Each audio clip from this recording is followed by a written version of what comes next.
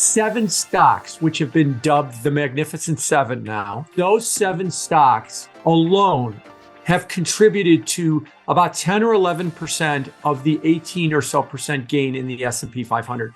Don't confuse that with the economy's great. I'm not necessarily in the recession camp, but I do think that the market, after you get rid of these 7 stocks, has been a bit lackluster in its returns this year.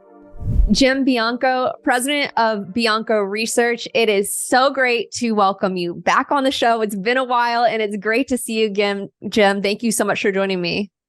Thanks for having me and looking forward to it.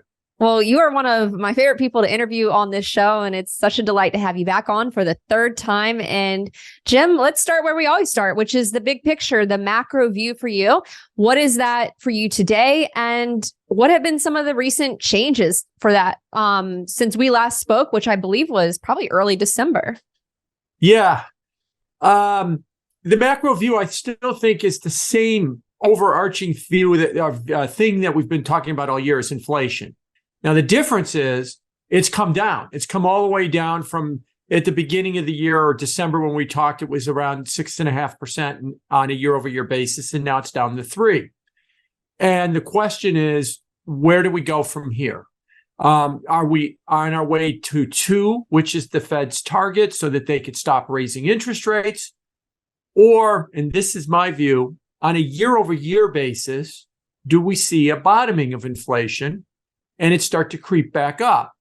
I think that that's going to happen. And, there's a couple of reasons I think that's going to happen. One is energy prices are moving up and that'll push up gasoline.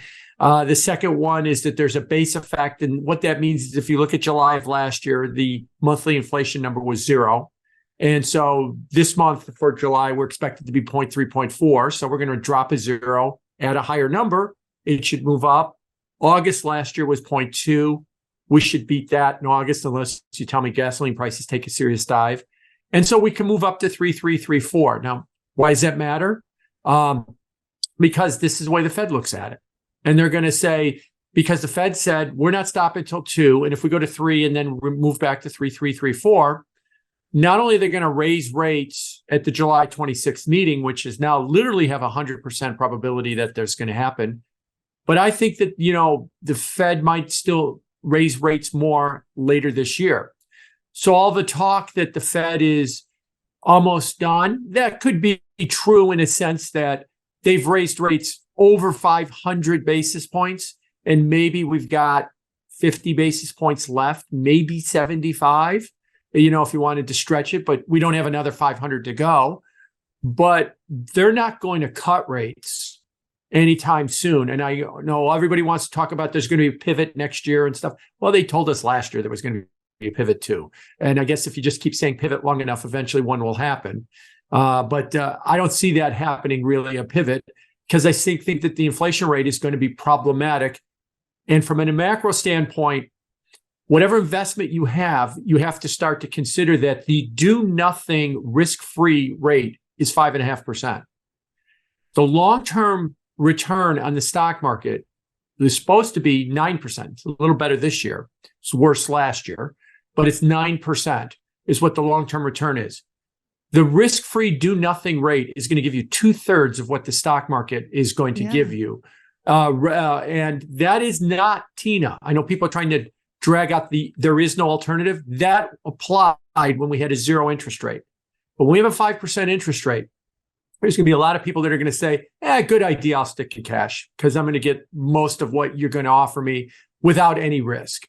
And that's what we're going to have to contend with going forward from here. Mm-hmm. Quick follow-on question, because you mentioned that that's not TINA. There is no other alternative. Can you just flesh that out a little bit more? I want to hear a bit more on that. Yeah. So from before the pandemic, when interest rates went down to 0, the big battle cry in the market was TINA. There is no alternative. And that what they meant was you had to be in stocks because you had no alternative to go anywhere else. Bond yields were very low. The money market rates were literally 0. So what are you going to do with your money? You're going to put it in something else that earns you nothing. You had no choice. You had to buy stocks. And that was the battle cry for the market, that there was no alternative. And that made sense because all of the other alternatives were yielding you nothing. and weren't offering you anything. Well, now that's not the case. Cash is going to offer you something like 5 to 5.5% on a yield basis, because that's where the Fed funds rate is, and money market rates and T-bill rates should pretty much equal that. Bond yields are actually back. We actually have not real yields, but we actually have a nominal yield that is actually significant in the 4 range, in the near the 5 range for a 2-year note. And those are going to offer you alternatives as well, too, to just saying, I have to buy SPY because that's the only SPY being the S&P 500 ETF. I have to own that, or the triple Qs, which is the NASDAQ 100 ETF, because that's the only things that are going up. Well, you've got some alternatives now that you could put your money in. And while they might not be as attractive as the NQX, that's the index for the triple Qs, is, that's up nearly 40% this year. Remember, it was down 30 last year, but these are giving you a return while you sit around and do nothing. So that's going to be something new that investors are going to have to start to contemplate. Yeah. Just another follow on too. What I just want to get your take on this, because especially in a rising rate environment, and this year, obviously last year was terrible for stocks and bonds, but what do you make of the markets this year and the performance? I just want to hear your thoughts. Like, what do you make of it? It's been unusual. Let's talk about the stock market for starters. What's happened in the stock market might be unprecedented. It depends on how you measure it. And that is 7 stocks, which have been dubbed the Magnificent Seven now. One of my favorite movies of all time. Mm-hmm. By the way. Yeah. Those stocks, being the FANG stocks plus Tesla, Microsoft, Nvidia, the FANG stocks less Netflix, have been just on a tear. They're up 60 or 70% this year. That those 7 stocks alone have contributed to about 10 or 11% of the 18 or so percent gain in the S&P 500. It's extraordinary that only 7 of 500 stocks can push the whole index up 10%. And then the other 493 stocks have done less than what those 7 stocks have done. Now, what's driving that is AI. Artificial intelligence, and with the rollout of ChatGPT at the beginning of the year, everything changed. People just caught their fancy that artificial intelligence is coming, and it's going to be a revolutionary thing. And we're rushing into stocks like Nvidia, which is more than up 100% this year, and over $1 trillion in market cap. Microsoft, Apple. Just the other day, Apple put out an announcement. Apple's a $3 trillion company. Or nearly a $3 trillion company. So let's not forget the sheer scale of this company, that they put out an announcement. We're working on a thing called Apple GPT. Well, you're Apple, and you're nearly a $3 trillion company. I didn't need a statement from you. I knew you were working on it, but just the mere fact that you made that statement, the next trade, the stock was up 4% on that trade. That's like $40 billion is what we added to it, like in 1 second, because we are so enamored by this whole, artificial intelligence thing. And so all these stocks have been taking off. And the reason I bring that up is people ask, well, what's the state of the economy? And a lot of people say, well, the S&P's up 18%. It must be pretty good. Well, most of the time that applies because the returns in the market are kind of evenly distributed between all of these stocks, but it's not. If you look at the other 493 stocks, I believe that their contribution to the S&P as of a couple of days ago is up like 5%. And if you look at the most economically sensitive of those stocks, retailers, home builders, auto companies, small cap stocks, they're up like 3% this year. So after the drubbing that those economically sensitive stocks took last year, they're really not recovering. And so that is kind of been fueling this whole idea that there might be a recession later this year. But we're not seeing that. We're seeing that Nvidia, which no one knows what they do. No one could spell them. No one knows what they do. No one buys their product, but it's $1 trillion and up over 100%. And it's taken the whole S&P up. So I'm trying to separate that out with, don't confuse that with the economy's great. I'm not necessarily in the recession camp, but I do think that the market, after you get rid of these 7 stocks, has been a bit lackluster in its returns this year. Yeah, that's an important point to note. Before I ask you more of like the recession bit, I want to just get your thoughts too. Like, do you think besides like the AI story, do you think any of it also has to do with like the passive investing indexes or even like systematic? Or do you think it's like institutions or even individuals who are buying these names? Have you given much thought there as to why? Oh, yeah. Yeah, so a couple of things. Just with passive institutional investment, that has always been there, and for the foreseeable future will always be there. Now, what do I mean by that? If you take companies like Vanguard and some of the others, they've gone really deep into a lot of companies. If you work for a big company and the big company has a 401k, you're handed a sheet from human resources. How much money do you want taken out of your paycheck every month to be put into your retirement, into your 401k? And here's your list of options that you can invest in. And they're usually a bunch of Vanguard funds or State Street funds or some of these others. And you check off, the 3 you want and the percentage. I want 50% to go in the stock fund, 40% to go in the bond fund, 10% to go into something else. And then you hand it back to HR, and every month money comes out of your account and goes into these funds. There's no financial advisor. No one is ever going to ask you about this investment. It's entirely up to you to keep track of what it goes on. A lot of people forget that they do it, and if you want to change it, you have to initiate a phone call to HR. Please send me that form so I could put a revision on it and mail it back to you or hand it back to you. And then you'll make those revisions. Like, I want to change it all and go to the 100% cash option because I think that the market's going to go down. No one does that. So what you see is this constant flow of money into the market.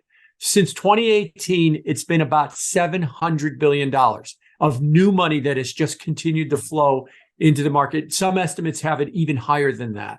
And so that has been this underlying prop on the market. Now, didn't stop the market from going down last year, but it does definitely help continue to underpin the market so that when you look at stocks and across the world, U.S. stocks tend to be some of the best performers. What is unique about U.S. stocks? Well, we've kind of created a perpetual motion machine to keep shoving money into the stock market, which no one else has. Will this perpetual motion machine last forever? No, because every one of those dollars that's going in, every one of those people will eventually retire, and they'll eventually want to start spending that money in their retirement. But they're not all retiring next week. So for right now, it will continue. Your second part about AI, artificial intelligence, just a quick comment there. History has shown whenever new technology comes, we tend to overestimate the short term and we tend to underestimate the long term. So when a new technology comes, we get enormously excited about it. We rush out and we buy all of the companies that are associated with that technology, and we hype them to the moon. Think online retailing in 1999. In 1999, in December of 99, for those of us that are old enough to remember it, Jeff Bezos was Time Magazine's Man of the Year. Now, that's when they were politically incorrect and it was a Person of the Year. But yes, Bezos was Man of the Year 24 years ago because he was leading the online revolution. Amazon stock was at $100. In 2010, 11 years later, Amazon stock was $100. Mm-hmm. And then the online revolution came, and Amazon stock eventually, between 2010 and 2019, went to $3,300. So it went up 33x after that. So we overhyped in 99 online retailing. So if you bought into online retailing and you wrote down, here's what's going to happen with online retailing, you probably underestimated the impact that it was going to have over the next 25 years. But for the next 11 years, you didn't make any money because we overhyped it in the short term. We underestimated it in the long term. And I think that's what we're doing with AI. We're overhyping AI in the short term and we're underestimating its impact in the long term. What do I mean by that? the big Bank of America did a study. Yeah, that's right. Bank of America did a fund manager survey in July, and they asked fund managers, "What do you think AI means?" And 45% of them, the biggest answer was better profitability.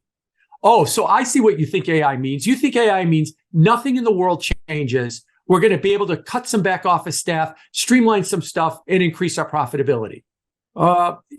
New technologies do more than that. They change business models. They create whole new industries. They make whole other industries go away. They just don't say, hey, we get to lower our cost and increase our profit, but nothing.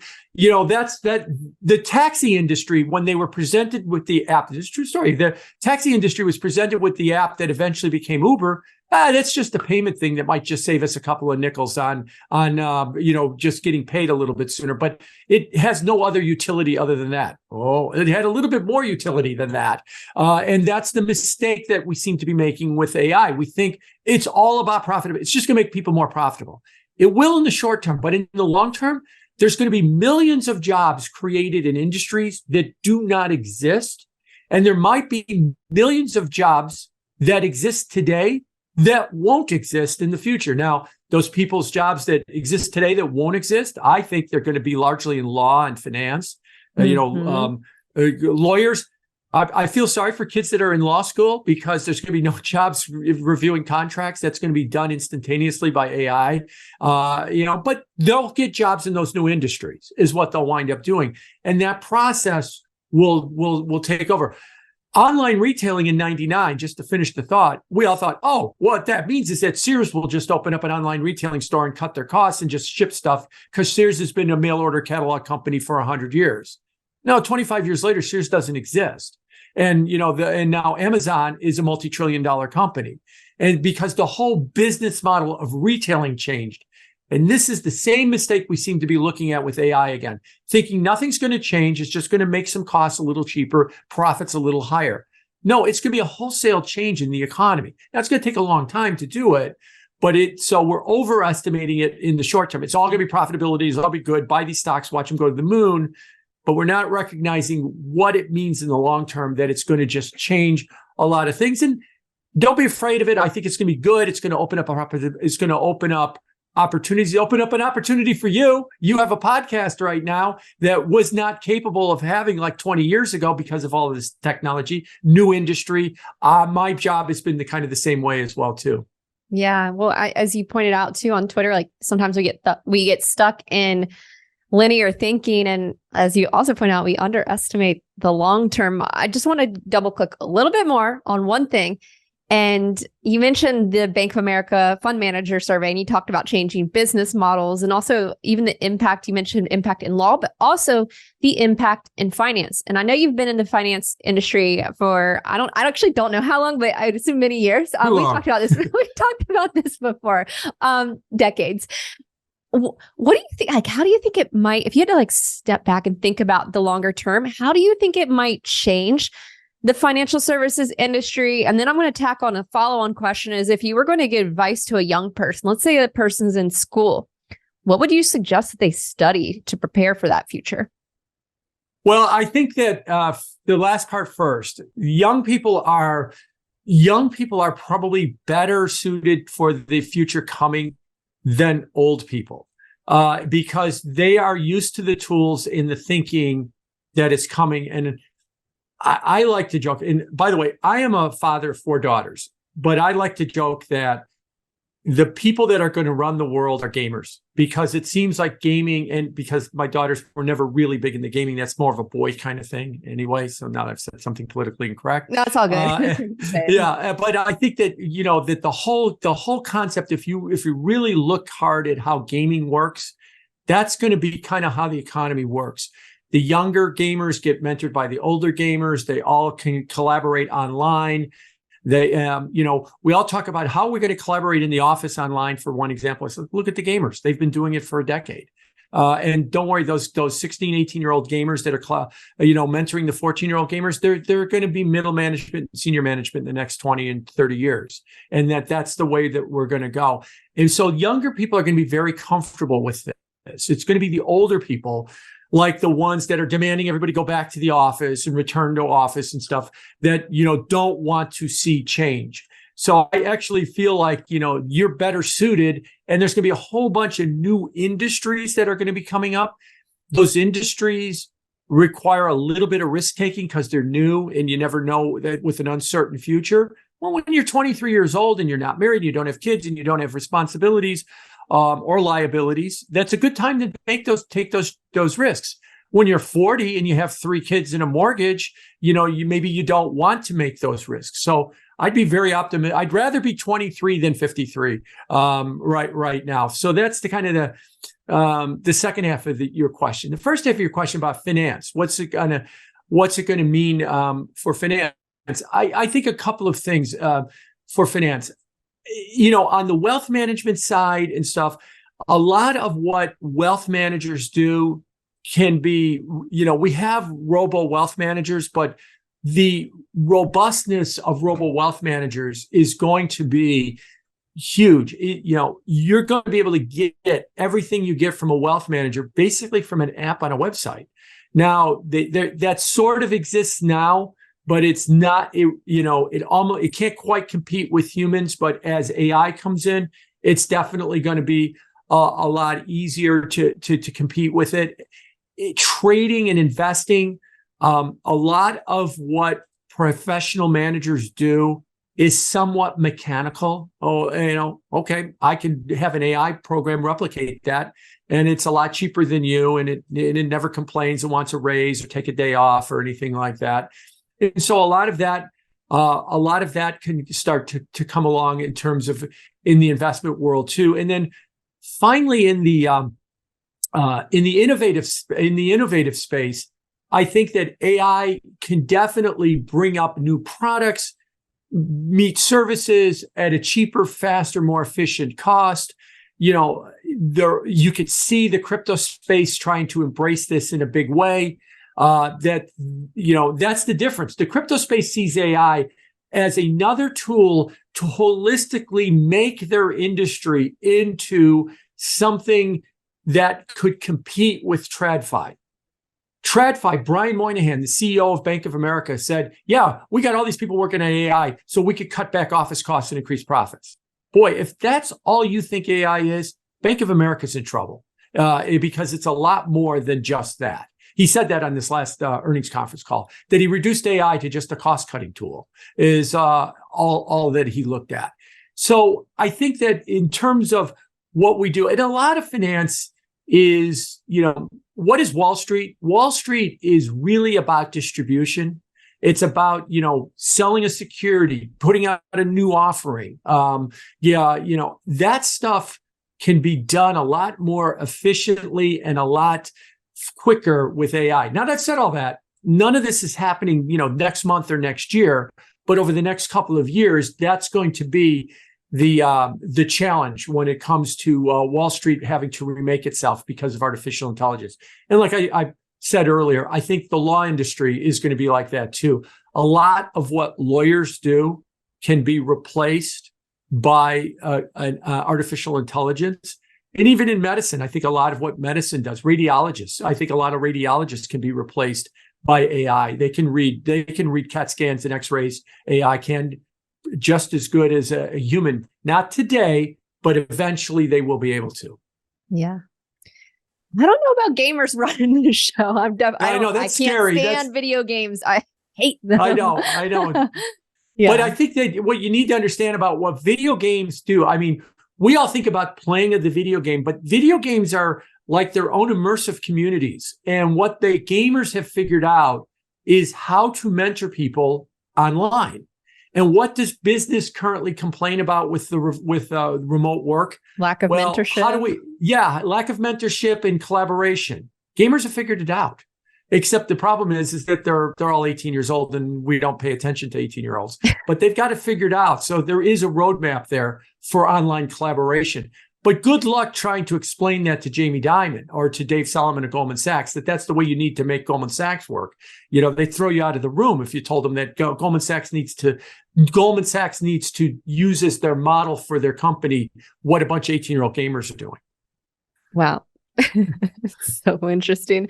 I love this show so much because I get to have folks on like yourself, and I just love talking to you, Jim. Okay, I want to go back to something you said. You said you might not be in the recession camp. Can we hear more on that and why? How are you thinking about it? So the big surprise on the real side, I talked about inflation and inflation being sticky and stuff, but the real surprise on the surprise in the real side of the economy, real growth, has been that there has been no surprise. That we have constantly been saying that a recession is 6 months into the future, and it never really materializes. What are we saying? At the beginning of the year, we said we'd have a recession by the middle of the year. What is everybody saying today? We're going to have a recession by early next year. Well, what are they going to say early next year? We'll have a recession by the middle of 24. It's always just constantly being pushed off. We think that we being the collective opinion of the market thinks that there's going to be a recession because the Fed's raised rates a lot, the yield curve's inverted, and a lot of traditional indicators of the economy are pointing towards a potential recession. All right, I see that, and it's right, and it has been doing that for a year, and it yet really hasn't materialized. Now, I'm not saying the economy's great. I'm just saying it's not recessionary. Now, if that continues to be the case, what is that? That would kind of continue to muddle along without a recession. What does that mean? I think it's a problem for inflation because it means that the strength of the underlying economy is going to continue to put a bid on prices to keep them sticky high, 3-4%. And the Fed's going to look at that and say, I'm going to raise rates 2 or 3 more times than there ever going to be a rate cut. So that's good in terms of not having a recession, but it's not going to help on the investment side of the equation in terms of getting relief from lower interest rates. Another way to think about it is everybody keeps chastising the Fed for raising rates because they're saying you're going to cause unemployment. You're going to cause tremendous pain and harm to a lot of people that don't deserve it. Why are you inflicting the economy with more unemployment by unemploying all these people? If the Fed could come back to you and say, look, when we started raising rates, the unemployment rate was 3.7%. And after 500 basis points, the unemployment rate is 3.7%. It hasn't moved. We don't ever have to cut rates because we're not hurting the economy. In fact, they probably could handle even higher rates. So that's what I look at when I say, I'm not so sure we're going to have a recession. The only reason I say that is because the indicators that suggest that we should have one, they said that 6 months ago. They said that a year ago. If anything, I would argue to you, if you went back a year and looked at the first and second quarter of last year, that might have been the recession. That was when we had all the negative GDPs and everybody said, oh, this is not a recession. Actually, that might have been one. We had negative GDPs. The stock market fell 20%. The bond market was falling apart.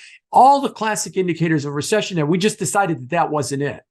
And now we're saying, no, it's just around the corner. So yeah, maybe the economy takes a serious downturn. And yes, I understand there's problems with commercial real estate. There's some issues that have to be dealt with there. There's problems with profitability of banks, and that means the ability for them to continue to hand out loans.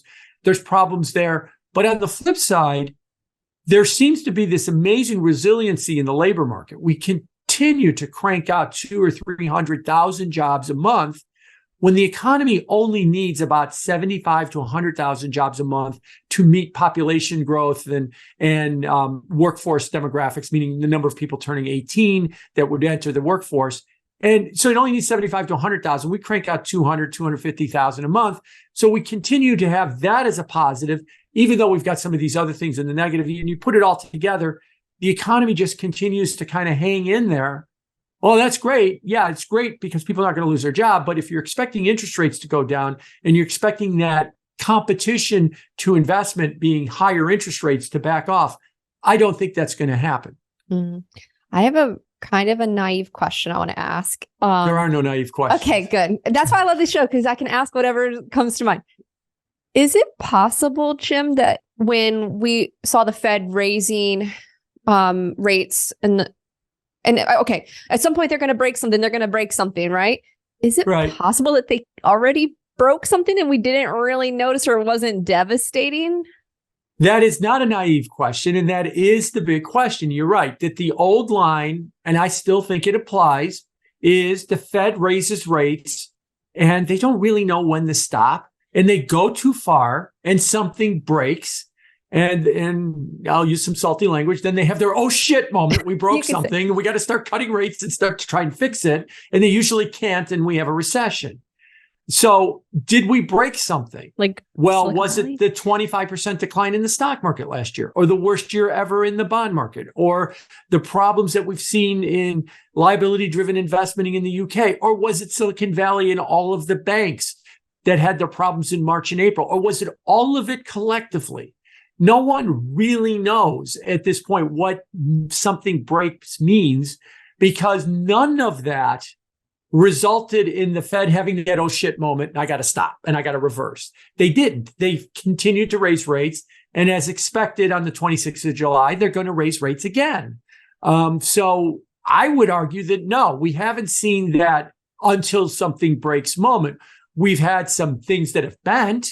The banking system most clearly has bent, but we haven't seen something where the Fed said, that's it, this is bad, we have to stop and we have to reverse course. We haven't gotten there yet. So maybe they continue to raise rates. As I said in the earlier line, well, if the unemployment rate went from 3.7 to 3.7, then we could continue to raise rates. We haven't inflicted any pain on anybody. So stop telling me that we're going to hurt people. I haven't hurt anybody. And the economy can handle higher rates, and we want to slow inflation. So let's go to 5.5. Let's go to 6. Let's go to 6.25 on the funds rate. Let's see if that can slow inflation. And yeah, then you could maybe potentially see something to break. But usually the definition of break is the Fed goes somewhere, then the economy has such a bad reaction that the Fed does a complete 180 in what they're doing. And they start talking about cutting rates, and they start talking about trying to support the economy. And usually it never works, but it's an admission that they went way too far and caused a whole lot of damage. But I don't think we've gotten there yet. Even though we've had a lot of things, to use the metaphor, we've bent a lot of things, the stock market, the bond market, banking. We haven't quite gotten there yet to see that something is fully broken. That's a good point. Like, we've bent a lot of things, we haven't quite gotten there. Okay, let me ask you this too, though, because sticky inflation. Yeah, you're right. Okay, so the unemployment side, that's been resilient, and you're talking about like the job creation has been more than you would actually need to keep up with population growth. But the inflation side of things, like, that's still sticky. People still get hurt from the higher prices, don't they? Yes. The thing we have to remember about inflation, when Jay Powell starts his press conferences, he reads the boilerplate language at the beginning of every press conference. Nobody pays attention to it because it's always the same thing he says every month or every press conference. We're here to serve the American people. Inflation is our number one goal. If you can't get prices stable, you don't have an economy. We understand the hardships it causes to people. That's 100% true. And what he's trying to say is inflation impacts every single person. Everybody sees higher prices, but there's basically a segment of the population, which happens to be a majority, that it is really hurting badly. According to some studies by the Federal Reserve and Bankrate.com, and these are really alarming, at least in my mind, something like 55 to 60% of the American public has less than $10,000 of savings, period, cannot come up with $1,000 in an emergency. And 20% of that 55% have no savings, zero savings. So they literally live paycheck to paycheck. So if prices are rising at the store faster than their paycheck is rising in raises, they just have to buy less things. They have no choice. They don't have a portfolio, that they can hodl Bitcoin or own S&P or even own their own home and watch prices of homes go up. So they're stuck on the losing end of that stick. Jay Powell has been trying to say in that boilerplate language, he understands that, and that's why he's got this zeal to get the inflation rate back to 2%, back so that when these people go to the store, their paycheck went up by 2%, prices went up by 2%. At least they can buy the same things they could buy last year in the same amounts. They don't have to make choices that they have to buy less things because prices have gone up faster. So that is really the driving force behind what the Fed is trying to do. And I agree with that. Now, we could quibble whether or not the Fed's got the right tools or the right approach, but that seems to be the approach. So when you hear people talk about why don't they just redefine it as 3, or that the inflation rate, their target is 3, and then they could say that they're done, because you want your stock portfolio to go up. That's why you want it to be 3. And the Fed is saying, you already own a stock portfolio, you can handle some of this. I got to help these 55% that have no savings. I got to get the inflation rate down, and I've got to get it down quickly, because as Jay Powell says, if you don't have price stability, you don't have an economy. That's the wording that he uses at every press conference. And I think he's right on that. And I think that is not being appreciated by a lot of people, because we tend to look at the Federal Reserve as the chief investment officer of the United States. Jay, what are you doing to help make my stock portfolio go up? Mm-hmm. And why are you putting pressure on my stock portfolio? Would you please stop, doing this? Forgetting that he's got this other side of the equation, and 55% of people that basically have no savings, and that he's trying to help them as well too. Yeah. And I get wanting to bring the prices down, like that you would see at the store or at the pump and whatnot. What about the wage side of things? Well, the wage side, that's a tricky one, because there's a couple of things going on with wages. First of all, I want to, I've said this with you before, and I'll say it again. And the next time you have me on, I'll say it as well. We cannot underestimate that the biggest economic event of our lifetime was shutting down the global economy in 2020. A week before we did it, we weren't even conceiving that we could even do such a thing. So, to put it in tech parlance, we rebooted the world economy. We shut it down and just did a complete cold reboot. And all the software didn't load the same way when we came back on the other side. And part of the software that didn't load the same way is the labor market. And the labor market seems to have had some fundamental changes coming out of that reboot. And the biggest one we all know is remote work. That was not, look, I'm old enough to remember 2019. I'm guessing you're old enough to remember 2019. Yeah. And in 2019, if you or I knew somebody who we would consider a professional, and they said, look, I got this job with XYZ, but they want me to come to the office 5 days a week, so I quit. We would have said, I've got to get you a psychiatrist. We got to immediately send you for help. But in 2023, that is considered to be an acceptable form of the way people think about work. We think of work. People tend to think of work, especially at the lower end, a little bit more transactionally than they think about it in terms of building a career. Now, at the upper ends, we don't think of it that way. And because it's a little bit more transactionally, what we're seeing is a lot more job switching, and we're seeing a lot more labor hoarding. Labor hoarding meaning if I'm a manager of a Target and I've got some people that work for me that don't think of this job as transactional, they come here transactionally, they take the job, they work very well for 3 or 4 months, but they only wanted to save some money to go skiing for the winter. And then they quit and they go skiing for the winter, and they'll look for another job in the spring or something like that. There's more of that going on than there was in 2019. So the labor market has definitely changed in a lot of different ways. And one of the things that's happened is companies are finding that they're doing kind of two things at once. They're bidding up the prices for some workers, labor hoarding, and those people are keeping pace. But usually those people have more than $10,000 of savings too, that they fall into that other 45% category.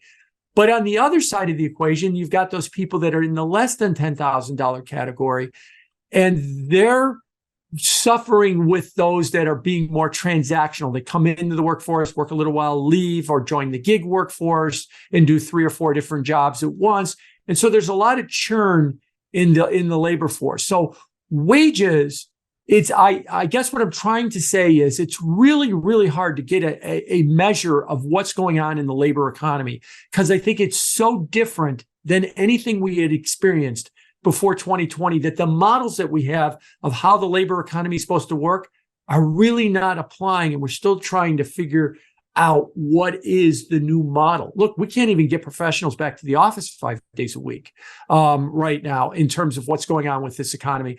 And instead of companies, Jamie Dimon, trying to say, let's figure out how to manage people 3 days a week from the office and 2 days a week at home.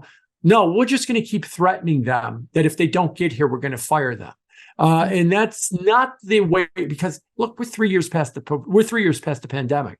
And if we can't get them back now, we have to start to realize this is the new world. This is the way it works, and quit trying to get back to 2019 and start thinking forward. So what I'm babbling about here is that the labor market is very, very different than what anybody thinks it is right now. And one of the problems is that wages are not keeping pace with prices. And if they're not going to keep pace with prices, especially at the lower end where they really need to, if they're not, look, for you and me, maybe my paycheck doesn't keep pace with wages, but the 19% return in the stock market and 80% return in Bitcoin has more than offset that. And so, so I'm fine. But for those people that don't have that option, the wage problem, especially at the lower end, is going to be a real problem. And one of the problems is we really are still trying to figure out what that market is. Yeah. When you mentioned like the models, they don't work, is that like a reference to like the Phillips curve being one of those models, or what do you? Well, the Phillips curve stopped working 30 years ago. So, that's always. But they probably still look at it, don't they? Oh, yeah. Of course. It is the basis for some of what they do. And because it's such a powerful argument. The Phillips curve, of course, is this argument that wages drive inflation, and that, that if you have wages going up, that it will lead to people getting more money and having a bid for more stuff. Look, I even kind of referenced that a few minutes ago. That makes sense that would be the case. But to say Phillips curve means it's a model, that it means that if your wages go up X, prices have to go up Y. We don't know what that relationship is. We don't know if it's very flat. That's what economists like to call it, or very steep. Very flat means that big wage increases lead to little price increases, or steep means that it's for every dollar you get in wages, prices go up $1, and you still buy the same things. It just costs you more money. We don't really understand how the Phillips curve is supposed to work. It makes intuitive sense that it should work. Look, if everybody keeps getting raises, they're going to start paying more. They'll pay more for an airline ticket. They'll pay more for a new car or whatever they need to do, because they've got more and they want it. So that makes perfect sense. But to be able to put a precise model on it, which is what the Fed tries to do, that's where they run into trouble over and over again. Yeah. I want to bring up another topic with you, because when we were talking about the way that we rebooted the economy, the world's changed, remote work. I'm sitting here, I'm remote. I work 7 days a week, remote, or 5 days of the 7. How do you see that impacting? Well, we know it's impacting commercial real estate, office buildings, cities, transit, even public transportation. Like, how are you kind of thinking about some of those implications of remote work and how that might play out? So you're right. Let me start off with, cities are not going away. People prefer, there's a number of people, maybe at least half the world, if not more, prefers urban living. They like living in proximity to other people. So cities will never go away. So let me get that out front first, because the next thing I'm about to say was the modern city has been oriented around a central location with all of the office buildings where everybody goes to work. And we've put together a transportation system like public transportation that's like a hub and spoke system that all leads into the Midtown Manhattan. If you want to think of it, something everybody's familiar with, that it all leads to Midtown Manhattan. And then you got all these skyscrapers where everybody works in those skyscrapers. Well, in the era of remote work, people don't want to do that anymore. They want to be more distributed all over the place. Maybe they want to be in the West Village, just to stick with my Manhattan example, and that's fine, but they don't want to go down to Midtown. Or maybe they want to be in Montana and but want to still work in the same job that they had when they had to be in an office in Midtown. And so the cities have a real problem. They've got all these giant office buildings in the middle. By the way, the cover story of New York Magazine this week is got this screaming headline that they're all worthless, all these buildings that literally is the title of the cover, worthless. That they're screaming that, all of these buildings are struggling. People are trying to figure out what we're going to do with it. They're trying to figure out what is going to be the future of a city. The future of the cities, they will remake themselves because people want to live urbanly. But will they remake themselves around a central business district with a bunch of office towers? That they may not, and that will be a very difficult process. Cities rely on those for tax revenues, for somewhat of a way of life, for a lot of jobs, and that is kind of hollowing out.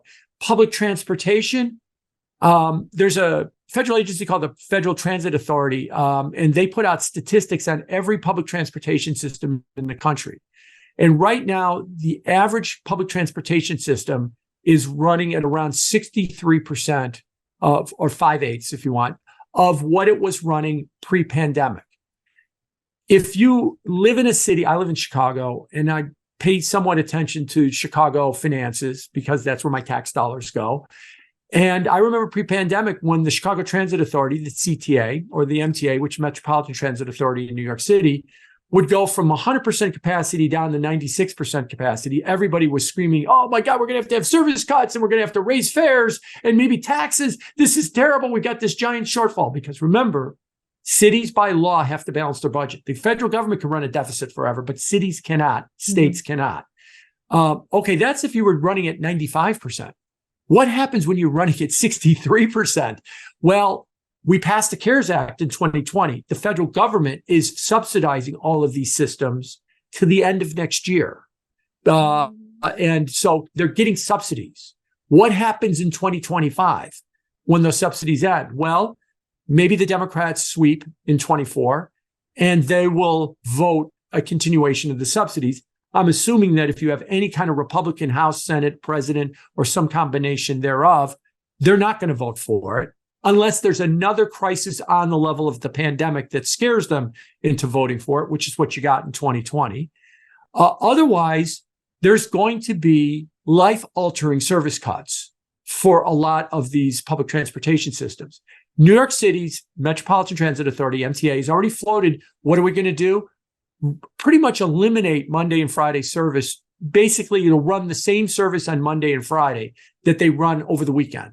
And the owners of office towers in New York City, Stephen Ross, who runs Related, freaking out because what you're doing then is you're institutionalizing the 3-day work week. You're making it permanent. We can never get people back 5 days. If you're going to run a Sunday service on Monday and Friday, then they're going to raise their hands and go, look, I can't get to the office. There's no train anymore on Monday or Friday. I can only come Tuesday through Thursday.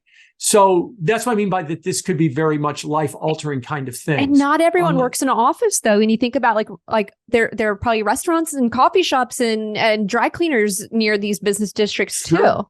Right. About half the jobs in the United States cannot be done remotely. About half. You're right. Surgeons, policemen, waitresses, construction workers, they can never be remote. To that kind, maintenance workers, they can never be remote. But of the half that can be remote, there is a big push for those jobs to stay that way. But if we start to institutionalize this, that's what I mean. Then you have to look at all those office towers in Midtown Manhattan and go, what are we going to do with those buildings? How are we going to replace the tax revenues and the jobs that they had? What about the Long Island Railroad and the New York, New Jersey Port Authority and the subway system losing bucket loads of money because no one's commuting Monday through Friday to those office towers? Like I said, we will always have cities. People will always want to live in cities. Cities are going to have to reimagine themselves, to use the Disney term, and they need to start thinking about it. Instead of like Eric Adams, the mayor of New York last year, was screaming and yelling, you can't sit in your pajamas all day. You got to get back to the office. That's not an answer, Eric. The decision's already made that the remote work is a thing. And if you keep yelling at them that they're lazy in their pajamas, they're going to move to Montana. And then you're not going to have anything from them. At least now they might want to still stay in the city. So you got to start thinking about how you want to reimagine the post-pandemic city, as opposed to just yelling at people to go back to the way that it was. So we'll have to see where things kind of shake out. But the cities are definitely in a it's going to be a great way to watch this evolve. What does it mean for investments? Office real estate's in trouble. It's very clearly in trouble, like New York Magazine said. And if you look at an index, a stock index of office real estate investment trusts, office REITs, it almost is exactly the same thing as regional banks, because most office towers get their mortgage from a regional bank. So goes office real estate, so goes regional banks. And we all know that regional banks are struggling quite a bit. And regional banks do more than just fund office towers. They fund small and medium-sized businesses too. That's where they go get their financial services. That's where they go get their loans. And if their regional bank is struggling, then it is going to be a problem for the entire economy. Even Jamie Dimon understands that, because, kudos to him that when we were having the banking crisis in March and April, he was at the forefront of, we got to try and prop up and try and save First Republic. Now they couldn't, and we've got to try and save regional banks. He could have taken a short-term view and said, let them all fail. Everybody will rush to Chase and put their money in Chase, and I'll win in the short term. But in the long term, having the banking industry in complete chaos doesn't do JP Morgan Chase any good. So he was trying to stop it in the long term. Ultimately couldn't, but it was beyond anybody's control to stop it. But at least he recognized what was in the best interest of the economy and of the banking system, and not just being said, hey, I want every one of my competitors to be set on fire so everybody runs to me. Yeah, you're great. You'll have a great second and third quarter, but then after that, it'll be just complete hell. At least he was pragmatic enough to think that way. Yeah. But yes, the point is, if office real estate continues to be a drag on regional banks, it's going to be a drag on everything. It's not just going to be just in those sectors. Yeah. And that risk for you, does that still remain the regional banks? Yes. The regional banks remain a risk, not that they're going to fail. And, I've been arguing this for a while now. The problem is that when, small banks go to, small companies go to small banks to get their financial services and loans, medium-sized companies go to regional banks, and large companies go to large banks. So when people start arguing, hey, well, the problem in the country is we have 4,200 banks. Why don't we be like Europe, where they have four banks and each bank has 5,000 branches? I was like, no, I actually think 4,200 banks is our strength. It's not our weakness, because each one of those banks is aligned with the type of business that they do, that they service. So small banks and small businesses. And so I worry that in this environment, that if the profitability of these banks is going to be impaired, there's going to be a lot of things where small companies says, look, we want to expand. We want to hire some people. Here's our plan. Mr. Banker, we need a loan to make this happen. And the banker will honestly say, great idea. I really like what you're going to do. I think it's going to work. We just don't have the capacity to hand you a loan. I'm just sorry. And he's being sincere about that. And that's where what I'm worried about, because when the banking system is impaired, it really hurts the economy. As I've argued, you don't need the banking system to lead the stock market. It just can't be a mess. Yeah. And for a while there in the spring, it was a mess. It's a little bit less of a mess now. And where's that showing up? Those, as we talked about earlier, 493 stocks. And then if you look at the most economically sensitive, those stocks are hardly moving this year. Part of that might be that the companies that they rely on to get financial services, small and medium-sized banks, are struggling as well too. The large banks are doing a little bit better, but then they service the larger companies, and they're not. JP Morgan doesn't have the capacity to go all the way down. That every lender and every commercial real estate builder in Kansas City could get a loan from Chase, or every restaurant in Cleveland can get loans from Chase. They need KeyBank in order to basically fund them in Cleveland, because that's how everything lines up in our economy. I happen to think it was a strength, and that I happen to think that if you wanted to say, no, what we need to be is like Canada or Europe, where we need 4 banks and each bank has 5,000 branches. Somebody said, somebody gave me a great analogy of that. They said, a strength to the restaurant industry is we have thousands of restaurants. We don't have 4 restaurant chains, each with 10,000 franchises, because then it's not a culinary experience. It's just food at that point. And so part of being a regional bank is you're kind of the partner with some of these businesses. where a large bank would never be your partner. It's just money then at that point. So, I think that's worries me, that the banking system, no bank's going to not fail and blow up or anything like that. But are they going to be able to meet the needs of the economy given the state that they're in right now? And if the answer is no, they really can't, or they're struggling to, then the economy is going to feel it as well. Yeah. Jim, I want to sneak in one more question before I let you go, because you've framed up in prior episodes and even in this episode, your thesis, like when we rebooted the economy, the end of cheap labor, the end of cheap goods, and the end of cheap energy. And I heard you earlier talking about energy and, that part kind of making the inflation a bit more sticky, or we'll feel that pain again. Before you go, can we hear your thoughts on energy? Yeah. So the thing about energy is it's really kind of evolving quite a bit. Right now, you've got something interesting going on with crude oil prices. You've got crude oil prices. Brent crude oil is about $80 as we're talking, and it's down from about $120 a year ago. And you've openly got the energy minister from Saudi Arabia aligning with Russia to cut production and openly say, we're out to burn the speculators. And we're out, he said, I want to make them ouch. That was his exact term, that he wants to make speculators in energy ouch, and that they want to drive the price higher. Now, in the olden days being pre-pandemic, boy, if you had the Saudis and the Russians say that they're out to drive the prices higher, bam, the prices go straight. And now that they say that, and what's been happening is prices have not been going up. They've been going lower. And so you really got to start to wonder what's going on in the energy market. Oh, is it, new entrants and, alternative fuel sources or electric cars? Not in the last 90 days, not in the last 365 days.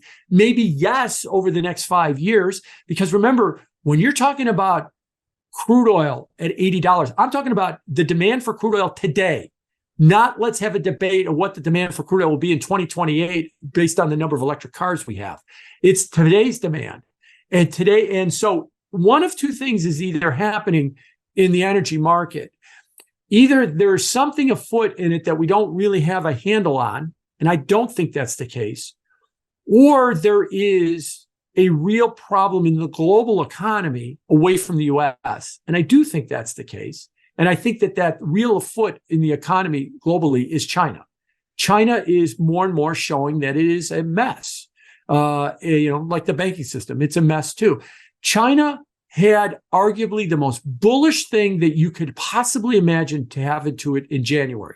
They ended zero COVID. They sent 1 billion people back to work.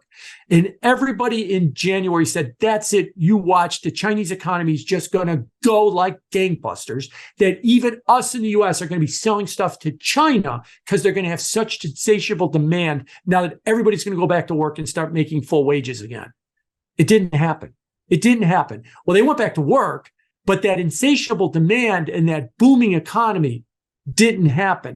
It's been a real head scratcher why it hasn't happened. And now you got people talking about, well, the Chinese Monetary Authority, the central bank is going to cut rates and stuff.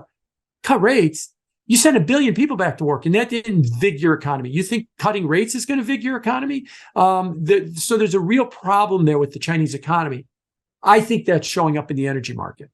I think that's where the real weakness in the energy market is that the Chinese economy has got some real problems. What do I think those problems are? As I watch it, I think that we're finding that they're too bureaucratic, they're too autocratic, they're too bloated, their bureaucracies, they cannot be flexible and adapt. Sure, people are going back to work and they're doing the same thing they did pre-pandemic, but their economy needs to evolve for a post-pandemic world, and they can't do it.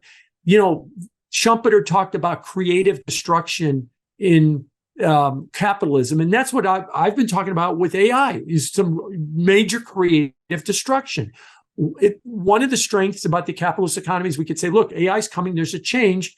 Some jobs are going to be eliminated, other jobs are going to be created. Typically, more jobs are created than eliminated, but that process isn't smooth and it's a little bit ragged. But we allow that to happen, and that's why our economy remains robust. Chinese economy they just won't do it. They've got too many bureaucrats and too much. They try to keep it in stasis as the world changes. And I think that that's why they're really struggling. And it's showing up with less demand from them, which is why crude oil prices, even though the Saudis are saying openly, I want to make speculators ouch, and I want to cut voluntarily extra cut production to drive prices higher. Now, maybe eventually they'll get there, but it's shocking that they've been doing this for months and they haven't been able to get prices up. So something's afoot with it. But ultimately, I still think with my longer term thesis that we've got the end of cheap energy. I'm talking about what I was talking about there was crude oil with the short term, because we've got natural gas production way down from Russia. We've got electricity demand way up because we're electrifying the economies and trying to move away from fossil fuels. And this process is going to lead to stickier energy prices, broader driven than just crude oil prices. So that's kind of where I'm at right now. Hopefully all that babbling again makes sense about where I'm at with energy. We love it. I have to say, Jim, you are so fun to talk to because you just have a wealth of knowledge across so many different areas. And it's just always a delight having you on. Work from home, man. I just sit here 8 hours a day, all day thinking about this stuff. You're just so great. I love it. And I love following you on social. And speaking of that, you want to let folks know where they can find you on social media, read more of your work. Any parting thoughts before I let you go? Yeah. So you can follow me on Twitter. Make sure, my complaint about Twitter is make sure you follow the one with a bunch of hundreds of thousands of followers with the blue check mark, because there's a lot of people that mimic me, probably mimic you, that imposters, that are running investment scams, and that really frosts me. I don't sell any crypto. Sorry, right? Folks I'm never going to DM you. I'm never going to DM you to ask you to send me money. So that frosts me as well. But so yes, that on Twitter, I'm on Threads. I've posted a few times on Threads. I'm on LinkedIn under my name, Jim Bianco. Our website is biancoresearch.com. It is institutional investor based type of research, but you can fill out a free trial and take a look at it and see if it's something that will work for you as well. I love it. Well, Jim Bianco, president of Bianco Research, thank you so much. It's always fun to have you on. Really appreciate you. Thank you.